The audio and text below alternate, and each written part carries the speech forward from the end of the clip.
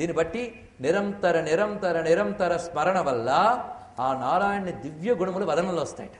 ప్రహ్లాదు నుంచి వర్ణిస్తూ పోతన గారు భాగవతంలో చెప్పలేదా, సద్గుణంబులెల్ల సంఘంబులై వచ్చి అసుర సుతిని యందు నిలిచే. ఎలాగో అంటే పాసి చనవు విష్ణుబాయని విధమున నెమ్మి తగిలియుండి నిర్మలాత్మ అని చెప్పారు. ఆ విష్ణువు దగ్గర ఎలాంటి అనంత కళ్యాణ గుణములు ఉన్నాయో విష్ణు భక్తుడి దగ్గర కూడా అలాంటి దివ్య గుణములు ఉంటాయి. ఆ దివ్య గుణములు ఆ ముఖంలో కనిపిస్తాయి. అతను పరుషపు వచనములు ఆడడు.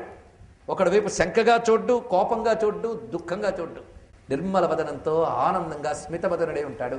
ఒక్కసారి ఒక రమణ మహర్షి వదనాన్ని, కంచి మహాస్వామి వారి వదనాన్ని, రామకృష్ణ పరమహంస వదనాన్ని తలంచుకుంటే ఆ ప్రసన్నత కనిపిస్తుంది. వారు బ్రహ్మమునందు నిష్ఠులైనటువంటి వారి యొక్క ఆ ముఖ కమలం కూడా హృదయ కమలము వలె అంత ప్రసన్నంగా ఉంటుంది.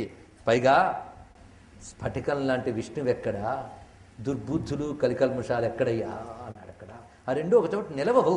ఎందుకంటే స్ఫటిక గిరిశిలామలక్వ విష్ణువు మనసు నృడాంపచ మత్సరాది దోష. మత్సరాది దోషాలతో ఉన్న మనస్సు ఎక్కడ, స్ఫటికం లాంటి నారాయణుడు ఎక్కడయ్యా.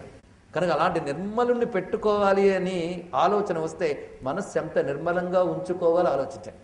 మీ ఇంట్లో దేవుడి గదిలో దేవుడిని పెట్టడానికే ఇల్లంతా కడిగి శుభ్రం చేసుకుంటారే, మరి మనస్సు అనే గదిలో ఆయన పెట్టుకోవడానికి ఎంత శుభ్రం చేసుకోవాలి, ప్రయత్నించాలి.